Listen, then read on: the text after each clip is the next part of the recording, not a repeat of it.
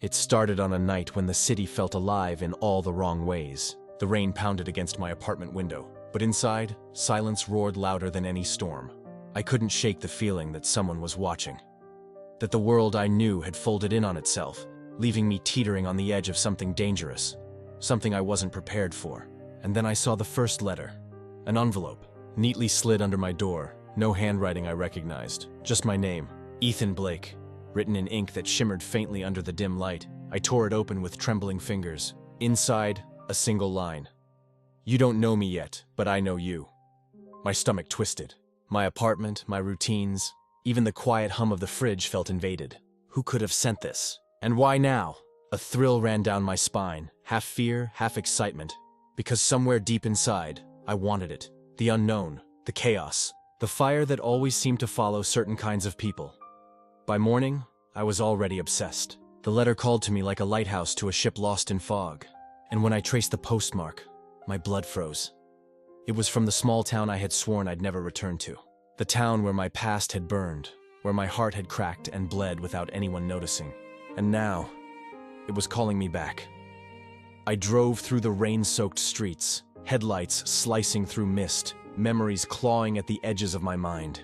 The diner on Fifth Avenue, the cracked sidewalks, the neon signs buzzing in the night, all of it brought me back to her. Lily Avery. The girl I thought I had left behind. The girl whose letters had stopped suddenly, leaving me with only questions. And now these new letters, they weren't hers, or were they? By the time I reached the outskirts of town, the sky was bleeding pink and orange, a sunrise that seemed cruel in its beauty. I parked near the old bridge where we used to meet, the one that had seen our laughter, our arguments, our secrets whispered into the night. Nothing moved, and yet I felt it, her presence, a pulse, a heartbeat in the wind, a warning. The second letter came that evening, pinned to the windshield of my car with a paperclip. It said simply, "Meet me where it all began, midnight. Come alone." I laughed, a hollow, bitter laugh. Come alone? Did I even have a choice? I knew that town, those streets, that girl. She had a way of pulling people into the fire whether they wanted it or not. Midnight arrived faster than I expected. I walked through empty streets, my coat wrapped tight, the echo of my boots on wet asphalt the only sound. And then I saw her, Lily. She was standing under the street lamp where we first met, rain dripping off her hair, notebook clutched against her chest, eyes locked on mine. My heart thudded like a drum. "You came," she said, voice soft but carrying that undercurrent I remembered. The kind of voice that could seduce, warn, and wound all at once. I nodded, swallowing hard. I had to. The air between us was thick with unspoken words, letters that had never been sent, moments we had stolen in silence. We didn't speak at first. There was no need. The rain, the night, the town, it all spoke for us. And then, slowly, she handed me a letter, yellowed at the edges, ink running faintly from the rain. "I've been keeping secrets, dangerous secrets, and now you're here. I hope you're ready." Ready. The word echoed in my head as I took the paper. Was I ready for the chaos she brought? For the love that burned too bright, too fast? For the shadows that lurked behind every smile, every glance, every whispered word? I didn't know, but I was already in. We walked through the town like ghosts, revisiting memories, retracing steps that had once led to laughter and heartbreak in equal measure. Every corner held a story, every street lamp a secret. And with each step, I realized that Lily wasn't just a person. She was a force, and I was tangled in her gravity, helpless, willing, and perhaps a little afraid. She stopped at the edge of the river, looking down at the water that had once been silent witness to our past. The bridge creaked under our weight, old wood moaning like it remembered too much. "Do you remember this night?" she asked. I nodded, feeling the weight of years, of letters, of promises unspoken. "I wrote you once," she continued, "and then I stopped. I wanted to see if you would chase me anyway. And that was when I knew. I had been chasing her all along. Not the letters, not the memories, but her, the chaos, the love, the danger, the fire. I was addicted, and there was no turning back." We didn't talk much that night. Words felt unnecessary. Instead, we let the silence fill the gaps. Let the river's song, the wind, and the distant hum of the town become the narrative. Each glance, each subtle touch carried volumes, and as the first light of dawn crept over the horizon, I realized something terrifying and exhilarating. I was exactly where I needed to be, with exactly the person I needed to chase forever. Voiceover. Batch 2.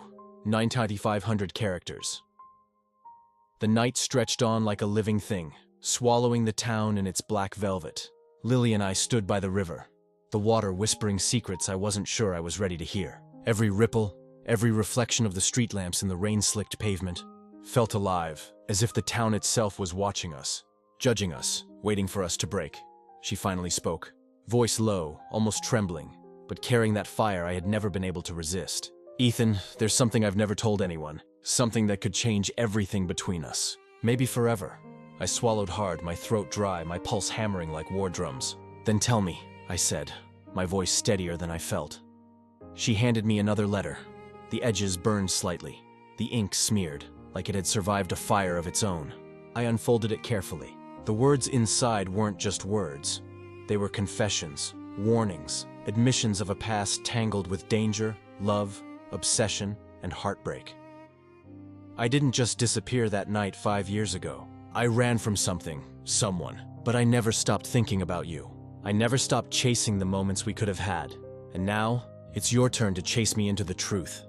I looked at her, eyes meeting eyes, searching for any hint of the person I once knew. But Lily had changed. We had changed. The girl who had written me letters that made my heart race had become a woman who commanded the shadows, who danced on the edge of chaos, and who had dragged me willingly into the fire with her. We walked along the riverbank, each step echoing against the cold silence. I could feel the weight of every unspoken word, every memory we shared, every letter we had ever written or received. There was danger in the air, palpable, like electricity before a storm, and yet there was also a pull I couldn't resist. I had chased her before, yes, but this time, it felt like chasing destiny itself. Suddenly, a flicker of movement caught my eye. A figure masked, watching us from the shadows across the bridge. My heart jumped. "Who's there?" I called, trying to sound braver than I felt. The figure didn't move. Lily tensed beside me, eyes narrowing. "It's them," she whispered. "They never stopped following, and now they want both of us." Panic surged, but so did determination. Whatever threat had haunted her past had followed her into my life. And I realized then that love, in its purest form, was never safe. It was wild, messy, dangerous, and it demanded courage. I gripped her hand tightly. "Then we face it. Together." The figure stepped forward into the dim lamplight, revealing eyes cold and familiar. It was someone from Lily's past, someone she had trusted, someone who had betrayed her in ways I was only beginning to understand. They advanced slowly, deliberately, every step a warning. And then, in a voice that cut through the night like a knife, they said, "You shouldn't have come back. Avery, you shouldn't have brought him." I felt the blood drain from my face, but Lily didn't flinch. Instead, she smiled, a dangerous, fearless smile that made my chest tighten. "He's part of this now," she said softly, voice like a whip. "And you can't take him away." The confrontation was intense. Words were weapons, accusations slicing through the air, memories thrown like daggers.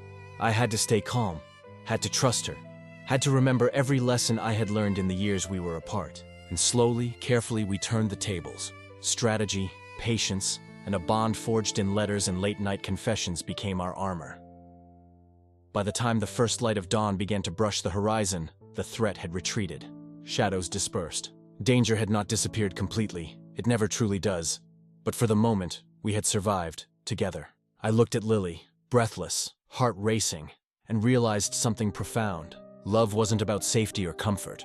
Love was about standing together on the edge of the storm, holding on, even when everything tried to tear you apart. We returned to the old bridge where everything had begun, where letters had first flown between us like fragile paper wings. The air was crisp now, the river calm, the town waking slowly. I didn't know what the future held. There were still secrets, still risks, still letters unsent, truths untold. But in that moment I understood the unspoken. We were stronger together than apart, and the chaos we had endured had shaped something unbreakable between us. Lily turned to me, eyes softening, and whispered, "You stayed." I nodded, feeling the weight of years, of absence, of longing, melt into something lighter, something almost magical. "I never left," I said, voice hoarse with emotion, "and I never will." We watched the sunrise together, colors spilling over rooftops, the world holding its breath in a moment of peace we had earned. Letters would continue to come, memories would continue to haunt, life would continue to challenge us, but we had each other. And sometimes, that was enough. I realized then that love, like the letters we had shared, was timeless. It could vanish, It could be hidden. It could even be threatened. But it would always find a way to return, always find a way to burn brighter than fear. As the morning light touched our faces, I felt a surge of hope I hadn't known I'd been waiting for. This town, this girl, these letters, they had changed me. They had tested me.